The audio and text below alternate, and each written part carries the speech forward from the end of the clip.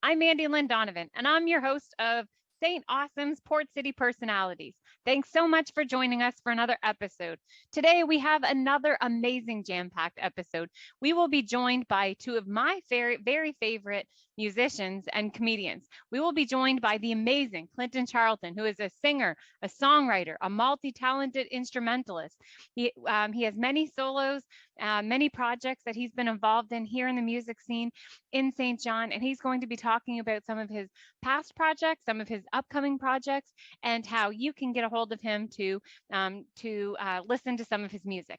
We will also be joined by the amazing Brent Mason. He will talk about how his travels to North America, how he landed back here in St. Awesome, some of his music, talk about what he's doing right now, how he made the shift during COVID to get into another exciting project. And also we'll talk about what happens in the chicken coop and how that did not stay in the chicken coop. You don't want to miss this. And then finally, we'll be joined by the amazing, hilarious Abdul, who's a politically charged comedian who was once called crazy by the former premier of Quebec. He's also a fake news correspondent on CBC's This Hour Has 22 Minutes. His unforgiving style was featured in the National Post, Huffington Post, Maclean's, and the Montreal Gazette. If you want to hear him, you can hear him regularly on Sirius XM's Just for Laughs and The Debaters. I am so excited about today's show today. Let's dive right into it and start talking to our guests right now.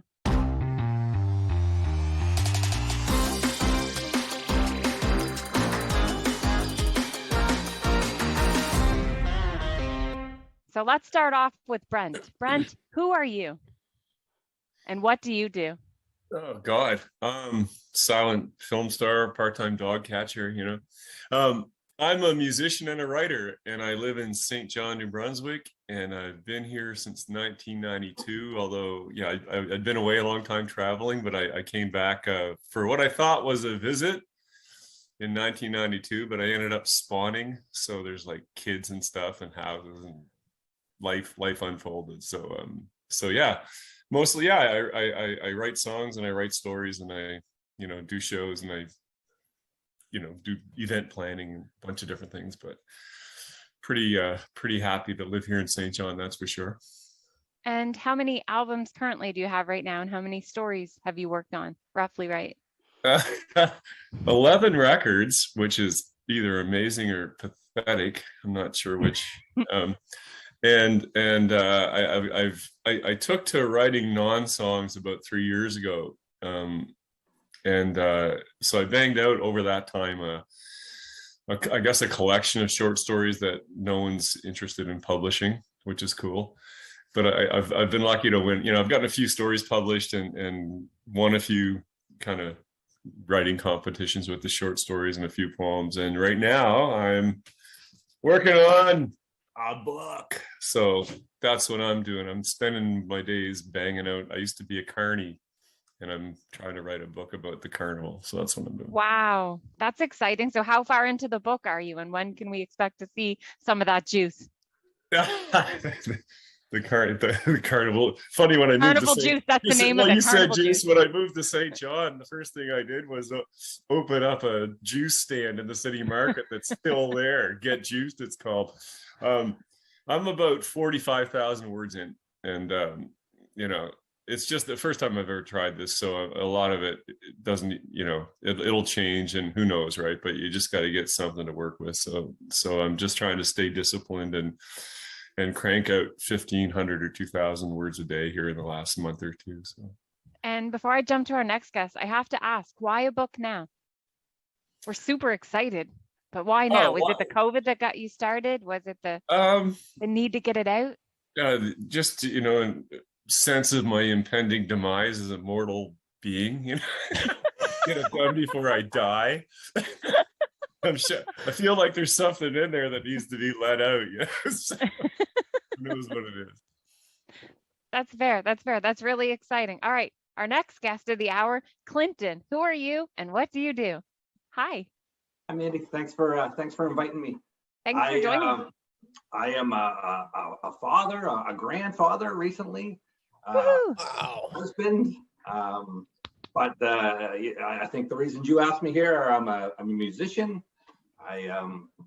I write songs and perform them under my own name. And I'm a drummer. I partake in several local bands and do studio work as a drummer. And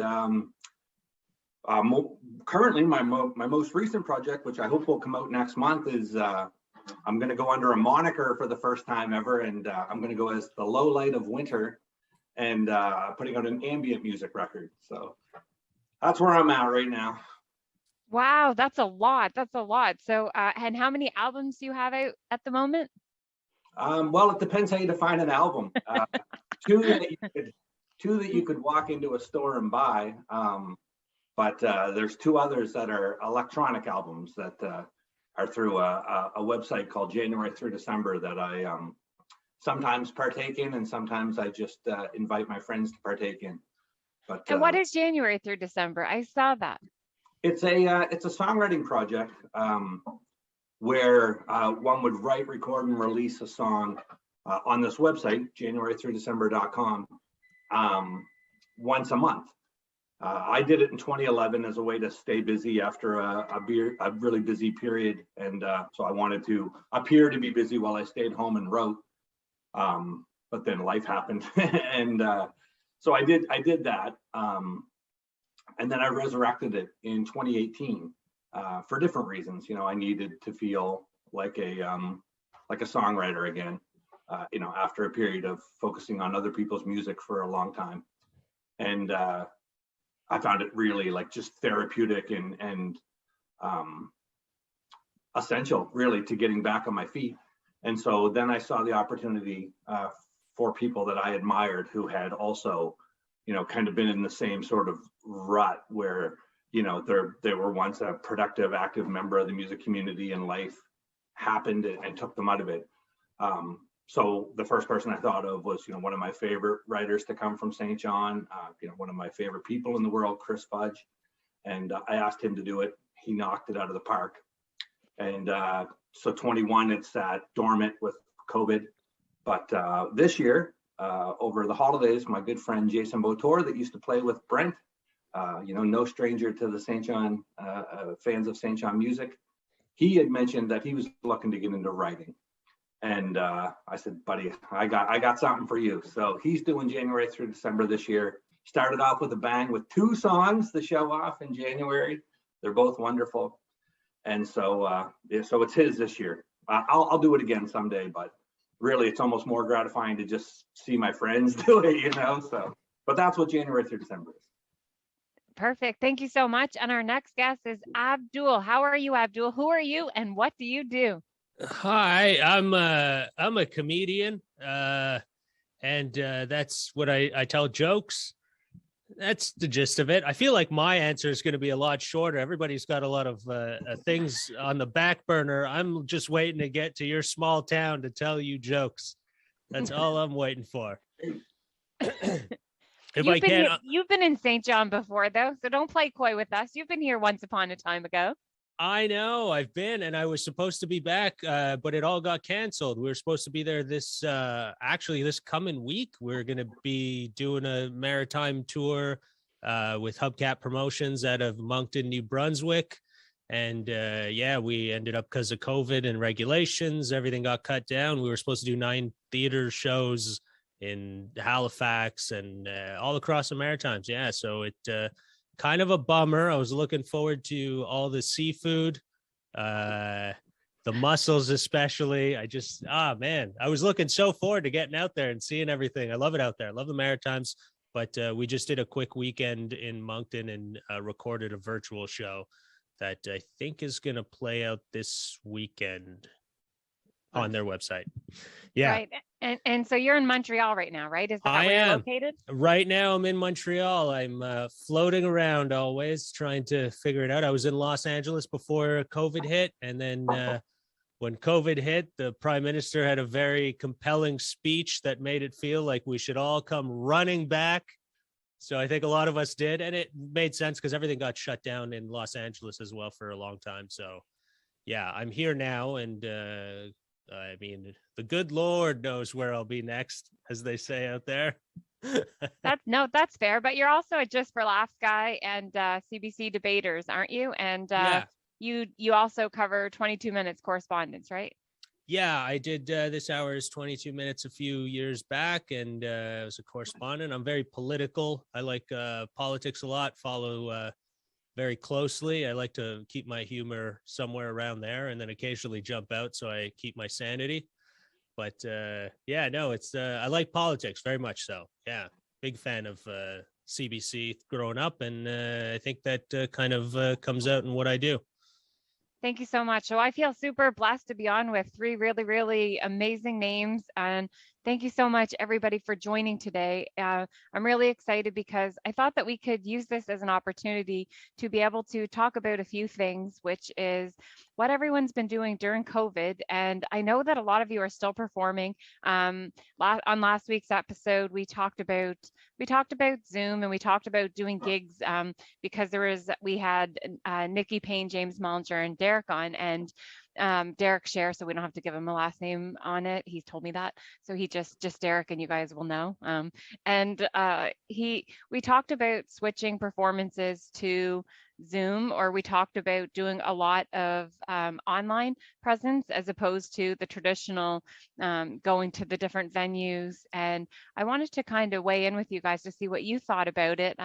Was it hard adapting, number one, to Zoom? Because we saw a lot of really, really great transitions with folks that with businesses in the office that transitioned to Zoom that worked out really, really well. But then we also saw stuff that didn't work out as well with some of the bloopers that I'm sure some of you have saw. And I wanted to kind of get a feel from what you guys thought about it. So I guess we could start with you, Brent. Well, you can see my skill set. I couldn't even get the laptop up to the right height without without an author from the 19th century helping me. Giving you a boost. so talk about grandfather clause. Yeah, I've been luckier than just local. I'm pretty sure I was the last touring musician in Canada before COVID. Is that the name of your book, or is that the name of your book? What? It was what the the last name touring musician in. Definitely not. No. Okay. How do you fit that on a bumper sticker? You know. No, but so like Abdul was in LA. I did a 3-week run out in southwestern BC, and I think the last gig was March 10th in Victoria, and you could just hear everything slamming shut on the way home, right? Initially, at the start of the tour, it was like, oh, I was making little COVID jokes off the stage. By the end of it, it's like, wow, the Vancouver airport sure is empty. Felt like a weird sci-fi outtake. But as I said, I've been luckier than a lot of my friends in that I've still managed. Like I do this weekly sort of open mic thing at a bar in town here called O'Leary's, which other than the initial shutdown and one at Christmas last year, we've managed just as a duo to kind of keep it going, and that means a lot to be able to still perform even though the capacities are limited and all of that. I did do so that tour was part of a record release of my last 11th record, and I had all these plans to do some maritime shows that just died. So I have a chicken coop. I can't show you at the window here, but I've got a bunch of land that I live on in the middle of the city, and it's bizarre. And we had chickens, and then the chickens all got murdered, and it just sat there empty. So I needed a place because everyone was friggin' home all of a sudden, right? And you're going to kill each other. So I cleaned out the chicken coop, painted it, and that became my studio. So that's where I well, it's too cold now, but up until November, that's where I write and kind of do my thing, is in my chicken coop. So I did a record release show, not by Zoom. I just did it because I didn't know how to really use Zoom. It was new, but so I did a show just live from my phone in the chicken coop, and it was a joy. It was sloppy. I got half drunk because I had a bottle of scotch with me the whole time, and got through that. But I also did a proper Zoom show with a format called Side Door, and I did it at a gallery in town here, a friend of mine owns, and it was a joy, actually. It went really, really well. There was a bunch of people tuned in, and everyone had to buy a ticket, which was weird, and they still did, so it was actually, it paid okay. And it was a lot more interactive than I thought it would be. There's a lot of, in between songs, a lot of patter with the people in the crowd. And I had somebody helping, the crowd. Is that what you would call it? Had somebody helping, coordinate the people, the interactive part of it with the humans that were watching. And it was a joy, actually. It was really a lot of fun. So, but that's really all I've done in terms of, Zoom performances or things like that. So I've done a couple of things, and they were fun. But yeah, I'm all about getting back to the the live thing for sure. Absolutely. Thank you so much for that. And Clinton? I was rambling on there, wasn't I? Sorry. No, it was perfect. It was perfect. It was good. Very good stuff. I forgot about the chicken coop show. That was like a real comforting experience, man. I loved that show. Thanks, man. Yeah, I got that from a few people, and so thank you. One of the things that has, been my biggest concern. I mean, as far as a performer or musician goes, I haven't panicked about it. One of the things you learn as a St. John musician, if you do it long enough, is that resilience is necessary, and so that hasn't really been much of a panic for me. But as a dad, I've been extremely nervous. I mean, not only for my child's safety, but more for his mental health. I have an 8-year-old boy. So, he's only experienced kindergarten without a mask on or without these restrictions. And, little things like Brent's show from your chicken coop, that we watch that together, and things like that are like so important right now. And, it's that little bit of normal. That community feel that there's somebody else out there, and he knew that, I knew Brent and played with him. And so things like that, I think, are just of the utmost important right now. They're almost beyond the, like you were promoting your record, but it's almost beyond that. It's more wholesome. It's just being with, other people. But sorry. So the question is, how does COVID affect creativity? Is that? I think so. Yeah. I think, well, for me, it's been a welcome. I feel weird about saying that about COVID, but the break itself, the forced break, has been welcome. I went through COVID with heart disease. I recently had a double bypass surgery, and so that happened at the same time as COVID, and so both of them made me slam on the brakes. And I'm a guy that's been busy since, I was 18 years old. I'm a guy that's been, I will say yes to anything. I'll be part of, I love music. I love people. And so, that made me face a lot of things by putting the brakes on between COVID and the heart disease.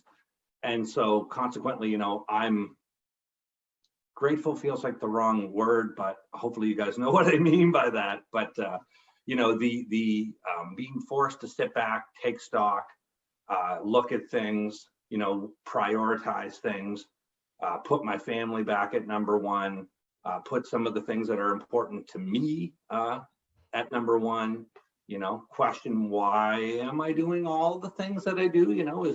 Does my ego need to be stroked? Is there, insecurities I need to face? All those internal things were really like an unexpected outcome of the downtime. And I feel like these days I'm feeling super positive about everything. I think we're nearing the end of the scary parts anyway. And I don't know, I just feel like growth happened, I feel better with myself. And so that's what I've been doing with the downtime anyway. I hope that answers your question. No, actually it answers it really well, because it kind of talks more about being more in the moment. And a speaker I listened to at the very beginning of COVID, I think we were about 3 months in, and he said that when you hit pause on a movie, if you hit pause on a computer, it just pauses. But we learned, and we're still learning, that specifically, if you hit pause on a human, we pause, but then we go ahead and we reset. So, when I think about when I think about the three of you in particular, you three are power creators. You guys make a difference in anything that you guys put your hands behind. You're genius, you're creative. Just the level of what you guys do is so incredible. And then all of a sudden you're smacked with COVID. That comes. You didn't just stop. And Abdul, how about you? Sorry, what was the question again? The question was talking about creativity. So how did you find your creativity during this time? Oh man, I pulled most of whatever was left of my hair out. I don't know if I really, yeah, there you go. Did we really find it, or did you just struggle to just pick up whatever you could grab in the dark and just move on with that? That's what it kind of felt like for me. I don't know. You try and just move forward with whatever you could keep doing and hope for the best. I'm not a fan of the Zoom shows. This is a good Zoom show. I like this as a Zoom show format. Doing stand-up on Zoom is not what I enjoy. I like a crowd. I like interacting with people. I like, just things that make my brain go in different places is how I do my stand-up. But just sticking to a format, I imagine maybe music is an easier way. I do like that Clinton said Brent playing in a chicken coop brought him some normalcy. That was nice. Like, hey man, whoever he can get it. At this point, it was it was a wild ride. It was an adjustment. Finding the creativity very hard, but you got to do it. I mean, that's what I think that's what drives us to keep doing what we do. Is we don't let something really stop us. We hate it when it gets in our way, or at least I do. But you can't let it get in your way, because otherwise you just cease to exist in the art form, I guess. And have you slowed down at all during COVID, or have you thought of some different hobbies? So last week when we heard from Nikki and Derek and James, they talked about changing to Zoom and what scheduling and rescheduling. Derek found that he is quite the plumber. Is there something crazy that you have learned how to do, or that you're looking at doing that you might not have tried before, you might not have had the time to do pre-COVID? No, nothing that I didn't have. Nothing that I didn't try to like delve into anything new. I tried to get back into what I enjoyed. I used to be a mechanic before I got into comedy, and I do love working with my hands. I love doing stuff around the house and fixing things. So to keep myself busy, I got an old pickup truck that I there was a few little things that I wanted to always fix up on it and change. And I kept my head under the hood and just did that. Just try to keep busy and not focus on the fact that everything you've built up to this point might be crumbling. Just like try to stay busy and keep plowing through. Hobbies. I learned that keeping my hands busy is a good thing for my humor. I think it definitely helps me keep myself balanced and humbled. It's good. Yeah, no, that sounds good. And so on that note, Brent, how hard was the transition from writing music to writing short stories and then writing a novel? So talk about that transition and what it was like for you. I'm going to try and answer the same question that you asked everybody this time around, because I'm pretty sure I didn't answer the question that you asked. I was like, oh yeah, I did a Zoom show. Yeah. I think for me, I like what Abdul said about how you keep going. And I think there's probably something really wrong with most people who are, driven to creativity. There's got to be some sort of a personality defect or a defect. We're not clapping. Okay.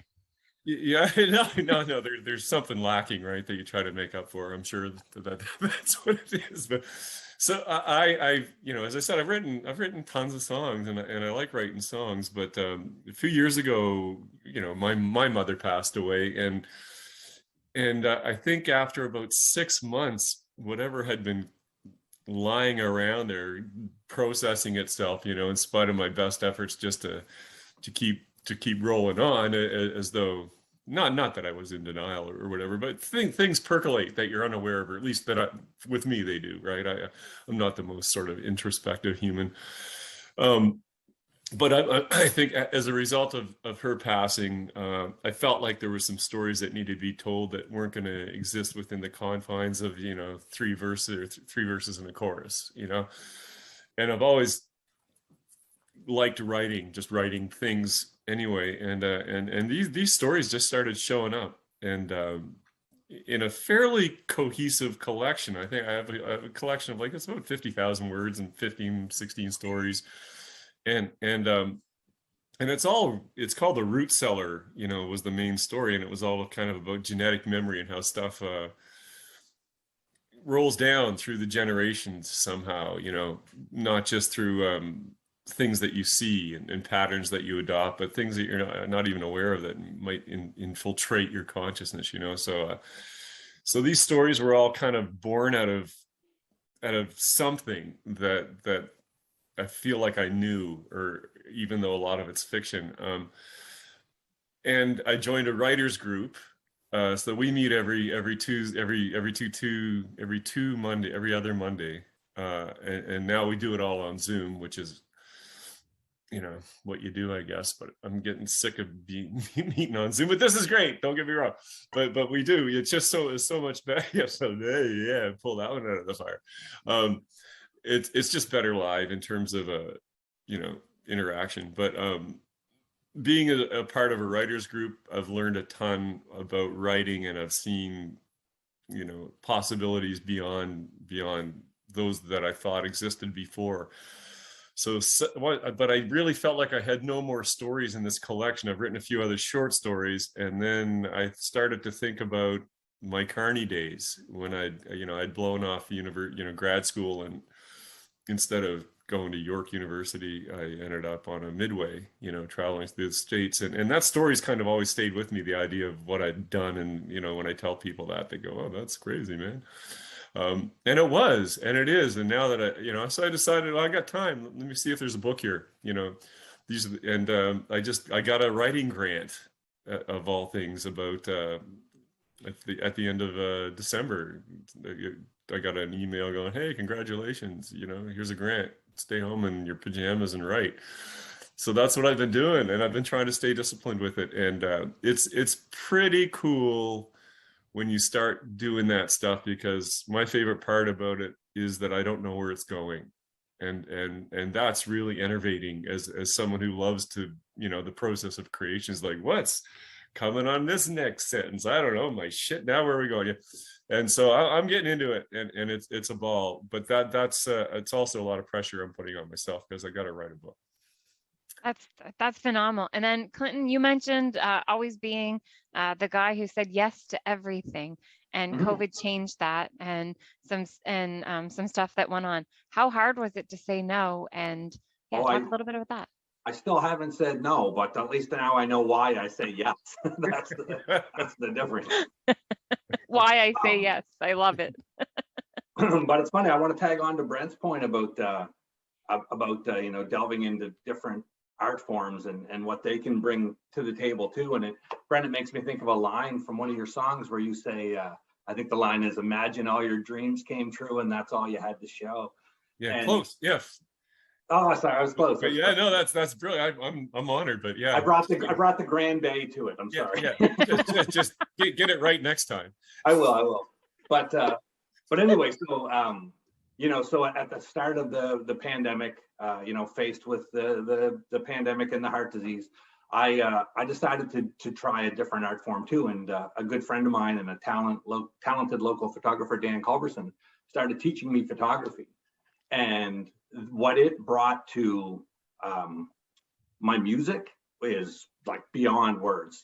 Just to take a different art form, to learn how to express yourself in a different art form, which I imagine, Brent, is part of the same satisfaction you're getting from writing, brings so much more to the music. I think maybe you forget a purity, the more you do it, but it's just a great reminder of that. So I wanted to bring that point up while I was thinking of it, but yeah. Yeah.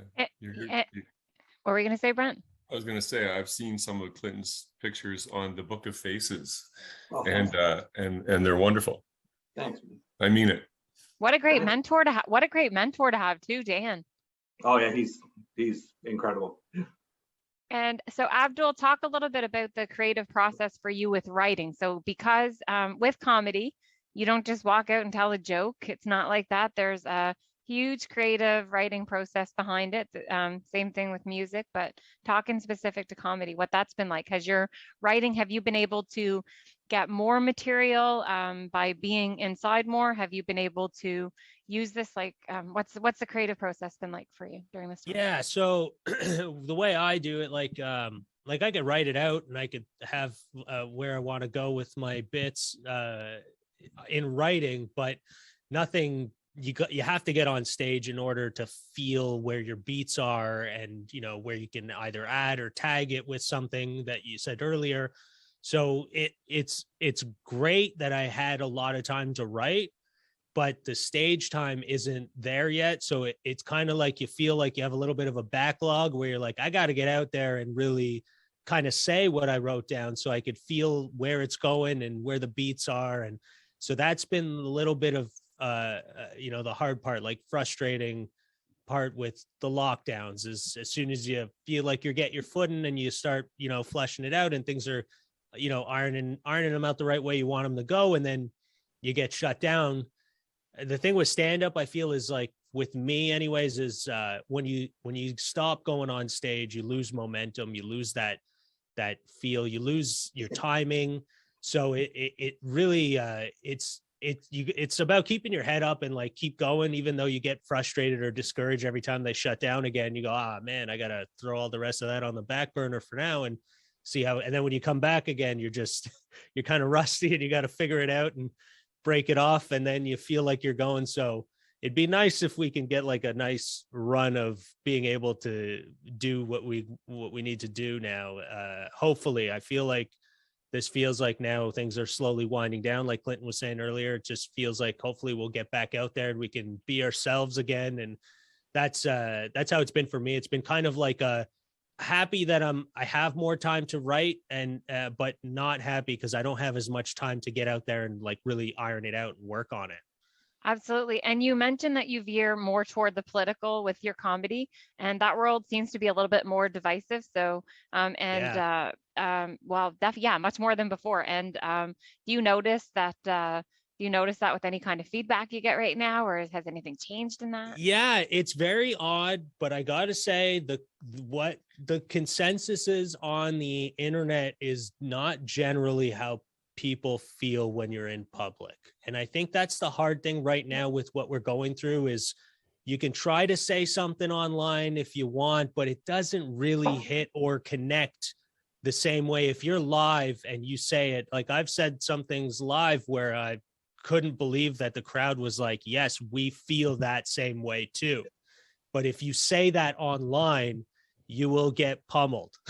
So it's a different world, and it's kind of weird. I don't know.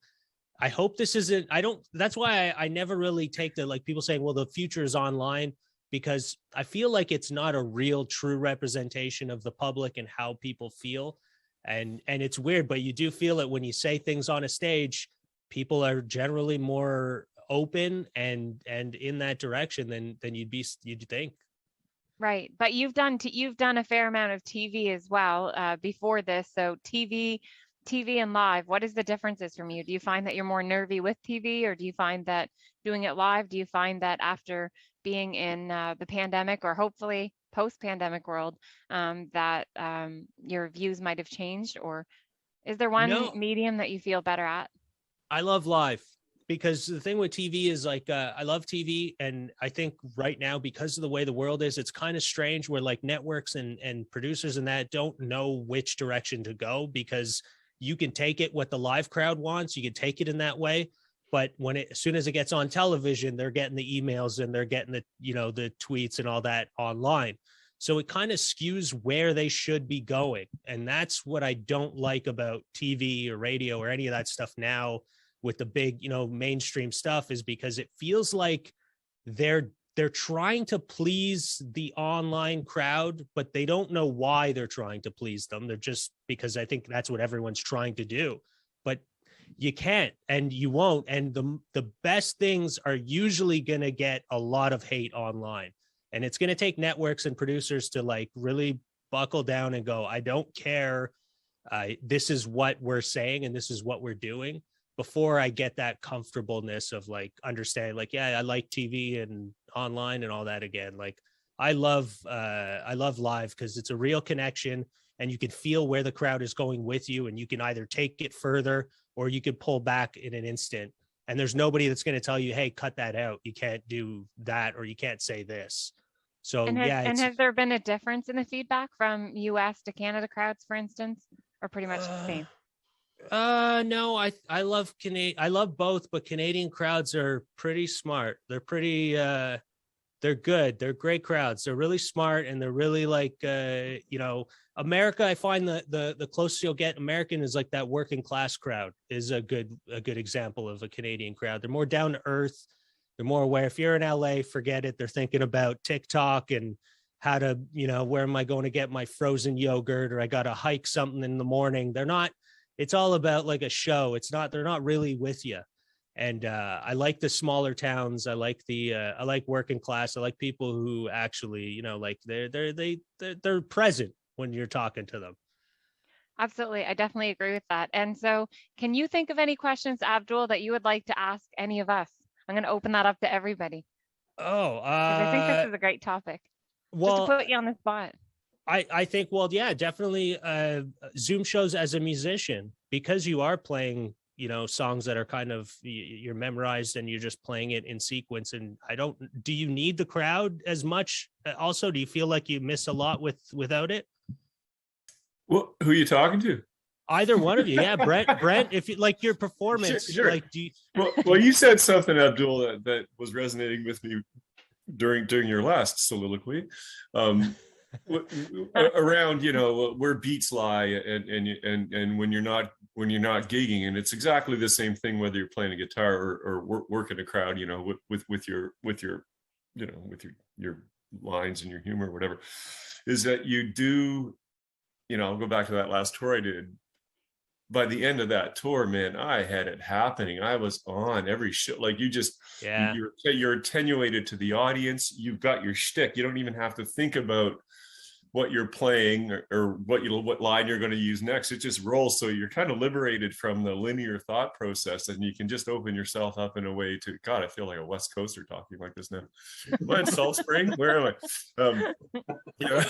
But you can abandon the idea of thinking about the form and just be part of what you're doing, and that's what takes it to another level, and that's what makes it work better for everybody involved, right? So in terms of, I mentioned, the side door access show I did, that surprised me how interactive it was. And the chicken coop show that I did was Clinton mentioned it, and I'm not blowing my horn here, but there was something about that show that I think that it had an authenticity to it, not just because of the setting with the wire and the chicken shit and all that stuff. I was going to say, what about the smell? Did that add anything?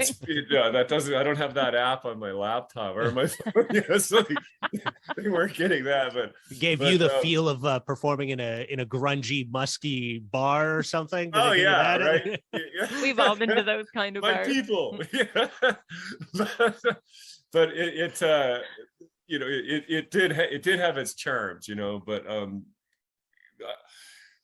I think that the idea of live ticketed things that you can access, like I organize this Bob Dylan tribute show every year, and we did it at the Imperial Theater this year, and they sold however many seats they sold, a third of the room, but they also sold these, and they had a 6-camera shoot happening with people that could subscribe and buy a ticket wherever they were, and have this great 6-camera feed with great sound separation and sound.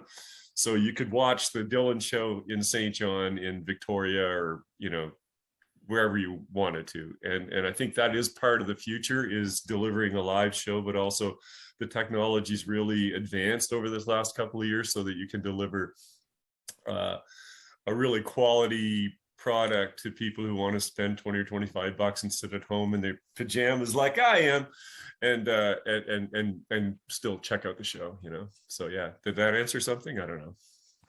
Yeah. I think so. Yeah, no.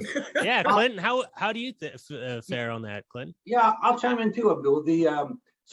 Much like how Brent said, two things that you said that stuck out to me too, that I think are probably parallels to performing comedy or music, was timing. Like, timing is so important, from what I know about comedy. But it's the same thing with performing. It's the right line delivered with the right inflection can be magic, or it can be just horribly fake. And I think that comes with comfort on stage, which comes with being an oiled machine that has been performing and doing it. Like, I played a one-off, like a fundraiser thing just before Christmas, and I've been performing for almost 30 years, and I was shaky, my voice was shaky, I was horrible, right. My banter was awkward and jagged, and I was, come on man, get it together. But it just wasn't going to happen. And that's only after what, a year and a half of being away from it.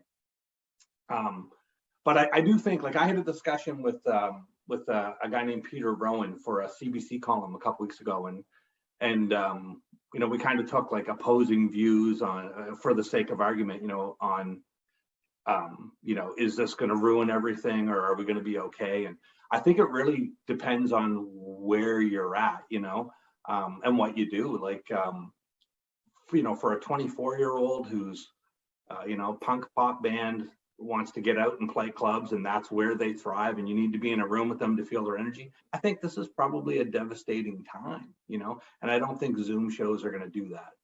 But for a guy like me who sits down with an acoustic guitar and goes, hey, here's a song I wrote, and this is why I wrote it, I think that can get across on Zoom if I can get out of my own head to deliver it, But for comedy, I can't. I feel like you must need the crowd to really to feed off of it. I mean, I think what you do is dependent upon reaction. I would think anyway. So yeah. I think that I hope Zoom isn't the future. I do think, like Brent says, it's part of it, but it'll be against my better wishes. I'll say that. Like just an added medium. So it's just another added medium. Hopefully that's it. Just another way for us to be able to have something. But I think everybody can't wait to get back to going to the venues and performing and, meeting the crowds and not knowing what's happening at each venue, the excitement of that. That's just like a thrill of its own. Do you have any questions for anybody next? Sorry, me? Brent? Yeah. Who? Me? Yep, you. Do you have any questions for anyone? There was a little, sorry, no, I don't mean to be obtuse. There was a little, audio blip there. I'm not going to blame myself for this. Questions for you. I don't know. How do I get my music placed on this hour is 22 minutes, Abdul? That's a question. No. That's the first one. Yeah, let's do some PR stuff. Come on, Abdul. No, I'm joking. I've just, as an aside, I have caught you on the show, and I'm a fan. So it's I didn't know you were going to be involved with this. It's great. Oh, thanks. Yeah. I don't know. In a big picture way, I think we are obligated. Beyond this pandemic. When I'm thinking of flying up to Ontario in April to do a few shows, and underpinning all of that, we all travel and do our thing, as the world sort of open normal in the sense of what we thought normal was, and like how do you anticipate planning a whole bunch of stuff and a new variant pops up and I can't, how do you deal with that mentally almost, right? And don't use the word pivot, please. Yeah, the pivot. That's everyone uses that like it's oh god, it's just horrible is what it is. It's not a pivot. It's just a pivot to crap is what it is. The worst. It's horror. I think that's the hardest part for me. The hardest part, especially at the starting of the pandemic, I know a lot of guys were like, don't worry, let's book some stuff and get things going. And I could just feel it. I'm like, it's not going to happen. And it hurts when you have to cancel. It really, like, it kills you emotionally. And you're just like, I can't, to cancel everything all the time. It definitely was the hardest thing of this pandemic for me, was booking things and then staying positive, attitude wise to keep so that this is going to happen. And then when it gets canceled, you're like, oh, I knew it. Yeah. You were waiting for it almost. Yeah, exactly. It's not fun. That was the worst for me, was that, it's just trying to plow through it and just go, don't worry, one day we'll get there where this it'll be a thing of the past. Do you have any trepidation? I guess that was my question, though, in a way. Do you about doing all that work again and then going, oh shit, Oh yeah, 100%. I mean, like I said, I was supposed to be on a tour of the Maritimes, and I was looking forward to it since the fall, and it was a big gig, and I was so, it really was something that I didn't think it was going to get canceled. I didn't think this one was, because I kind of felt like, okay, it's later in February. We weren't shut down yet. It was already November, so things were still kind of going well. But then, with Omicron, when December hit, everything just instantly, and everyone I know just all of a sudden was getting sick. And I was like, there it goes. It's leaving. Yeah. It's leaving the station. There it goes. But what are our options, I guess? Of course we have to plan. I mean, I'm going to continue to plan, and I'm sure there's going to be more disappointments.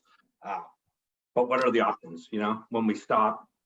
Don't jinx it. Don't jinx it, Clinton. Don't jinx it. Come on, man. Well, all I'm saying is that, of course we have to just keep planning. Of course we have to keep doing that. And, what happens. We can't be in control of that. But I mean, other tragedies in life, are not everything's for certain anyway. So of course, you have to plan. It's got to be in our nature, because otherwise, what do we have to look forward to? So we nothing.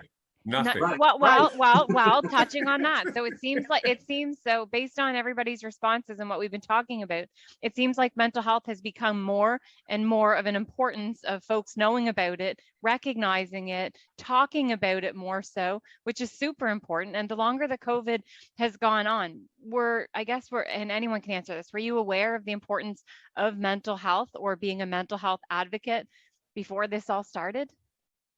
Yes. 100%. Yeah, I didn't need COVID to know how hard life can be for people. Yeah, it definitely was. It definitely was. I didn't know it could affect you this much, but I definitely, it's a huge. I mean, we got to, life could be tough. Yeah. Absolutely. And in terms of, we talked about moving on to Zoom. We talked about still creating. We talked about pausing and restarting. So now I want to know, as we wrap up the show, I want to know, what is in your next few months? What does the next few months look like for each of you? And can we start with you, Clinton? Sure. Well, I look forward to the spring and the things that's going to mean.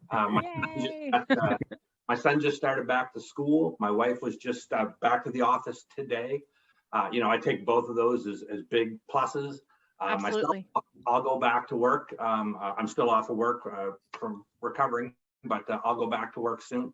So on a personal level, those things are all positive steps forward. Musically, lots of things are planned. I play with Jessica Ray. She has a new album completed. It's wonderful. Woohoo! We will release that, and we will tour that. I've just started playing with a really incredible songwriter from St. John named Catherine Kennedy. We'll release her album at the end of March, and nice. we will play live shows. I have my ambient record coming out next month. That'll get released. I will not play live shows for that. I don't think I know how. But because I was able to get that out and free up some mental space, I'm writing songs again. I'm spending more time in this room, and so I feel hopeful for a rebirth of sorts in that regard. And we'll just continue to make plans and go out and see shows. I'm very cautious about going to see live music. There was a show at Christmas I wanted to see so bad, and I went and I got to the door and I looked in and I literally could not do it. I just could not. And I look forward to as things ease up in the spring and being able to walk into a bar and feel good about it and go and support and see some of my friends. So I think there's a whole world of good stuff to look forward to. Yep, just in the next few months. In the next few months, which is So like light at the end of the tunnel some. And how about you, Brent? What are you saying? What am I? Is the light at the end of a Yeah, tunnel a train? yeah, but I know I went there. I'm with Clinton. I'm optimistic about things. I lead. Well, so I'm trying to hit 100,000 words on this book thing, and then I'll dive back in and realize how bad most of them were and start to make the amendments that you have to make. So I'll keep banging out words on a laptop, and I'll keep playing shows, and I've got a few songs on the go. I started a love song last night, as a matter of fact, Clinton, and it wasn't about you, but I think you'd like it. I was gonna ask. and I lead, do a few tours. I lead tours into Ireland in the fall, and we've had to cancel a couple of them. So it's looking good for September to take the tour over, and we do wonderful, great things in the daytime and great music at night, and that's always fun. I really like going over there, so hopefully that'll happen too. And we're also empty nesters for the first time, which is bizarre. All the kids are away, so it's just champagne and wild romance every night. Really, is what's going on, man. In the house or the chicken coop? Yeah. For anyone listening. Well, they used to talk about choking your chicken back in the day, but I don't know if that was a love story. You almost did it. Almost. I almost. It's almost the hour. We almost made it the hour. Sorry, I'm sorry. This hour didn't have 22 minutes. We didn't make it. Thank you for that, Brent. I'm glad it was you that not Abdul. I was just trying so hard to hold off on any dirty jokes. Thank God. No, have at her. You're up. You're up next. Go for it. Your turn. No, just staying, trying to plow forward and keep doing stuff. I'm really focusing on putting out clips on my website, abdulbutt.com, regularly, and trying to make it a place where I could have my stuff constantly coming out every week. A little video clip or audio or something that I can produce and put out there, just so that it keeps me busy in case we do get closed, shut down again and again.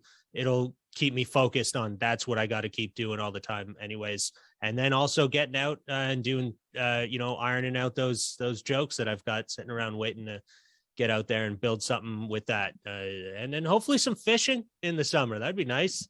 Yeah. Yeah. That's it. That's half ton. Yeah. Yeah. And then for some of your fans that are watching right now, I have a couple more questions for you. What are you watching on Netflix? Let's start with that, Clinton.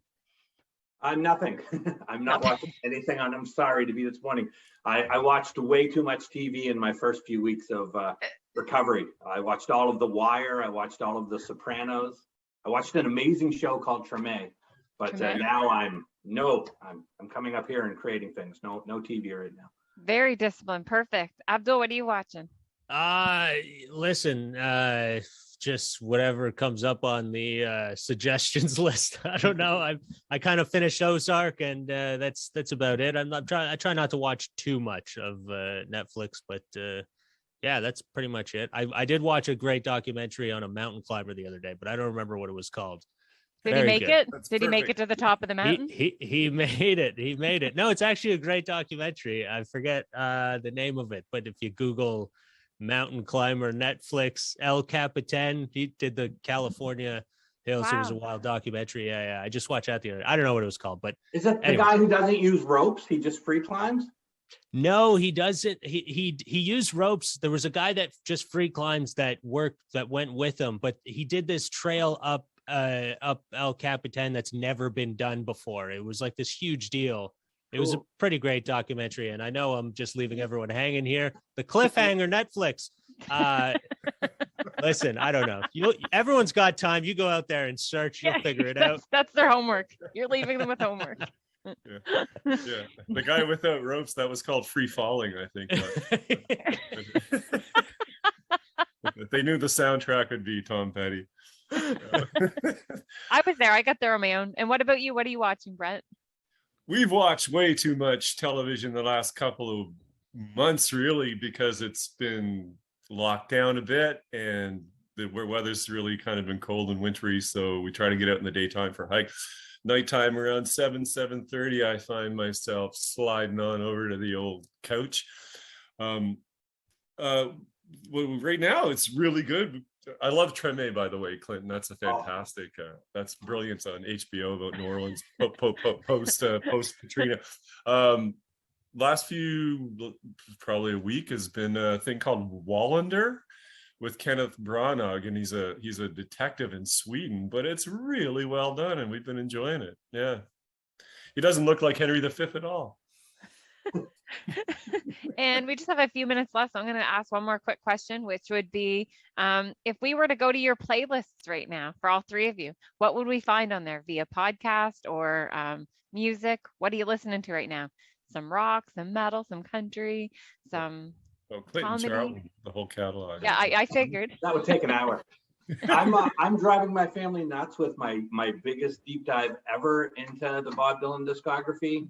It's yeah, baby. I've had periods of obsession with Bob Dylan before, but right now it's out of control. That is literally in the car, on the record player, in the home stereo. It's all Bob Dylan right now. Right on. Yeah. That's a good one to have. What about you, Abdul? What are you listening to? I'm not listening to much. I think I should be listening to more music. Maybe I'll check both of you out. That's what I'm going to start listening to. That's right. I'm looking for some great tunes, man. Yeah, I'm going to listen to you guys. I'll send you a couple. If I find a way to make contact, I'll send you a couple of choice deep cuts. Yeah, for sure. I'd love that. Yeah, I'll find a way to reach you on the old internet. We can to reach out on there. And finally, before we just leave, very last question is, if anybody wants to get a hold of you, which I'm sure they will, how can they reach out to anybody? Let's start with you, Clinton. January through December.com. And while you're there, check out my friends Chris and Jay's music as well. But you can get hold of me there. Thank you so much. Brent? The chicken coop. Show up at the chicken coop. Yeah, just if you can get a drone shot of my chicken coop, you can locate it on a GPS. And it's the driveway's 400 meters, and it's really slippery right now. So good luck. But no, BrentMason.ca. That's and you can check out some videos and listen to some songs there too. And you can always send a message and say, hey, I'd like to book you for $4,000 for one set. When can you make it? Stuff like that. You need a drummer. I'm coming. Yes, I need. Yeah, totally need. You can't go without your drummer. We'll have drummer. Yeah, there you go. Good. That was good. And Abdul, how can we book you? AbdulButt.com, my YouTube channel for other things, but most of my stuff, everything's there at AbdulButt.com. Thank you so much. And thanks everyone for joining in today, Port City Personalities.